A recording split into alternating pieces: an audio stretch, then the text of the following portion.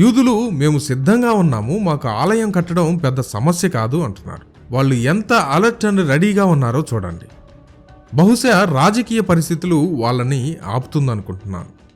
Israel మన ఆధారం కాదు, కేవలం దేవుని రాకడ దగ్గర పడింది అని గ్రహించడానికి ఒక సూచన. ఇజ్రాయెల్ మాత్రమే దేవుని రాకడ సూచన కాదు. మన చుట్టూ అమెరికా, రష్యా, యూరప్ దేశాల సిచ్యువేషన్స్ కూడా దేవుని రాకడకు సూచనలే.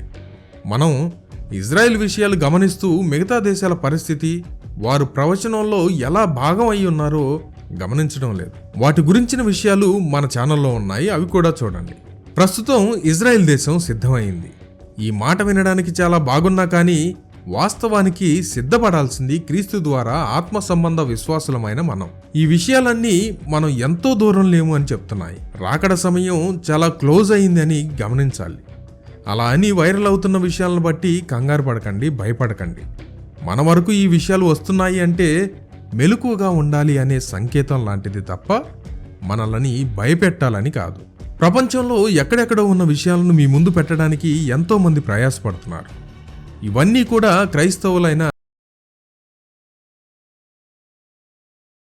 సిద్ధంగా ఉంటే మన క్షమాపణ యేసుక్రీస్తులో 2000 సంవత్సరాల క్రితమే కొనబడినప్పుడు మనం ఇంకెంతగా దేవా నీ రాకడ కొరకు నేను సిద్ధంగా ఉన్నానని చెప్పగలగాలి.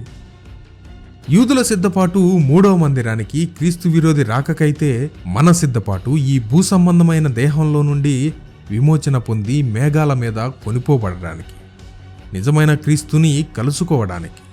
Jesus coming soon, so be prepared.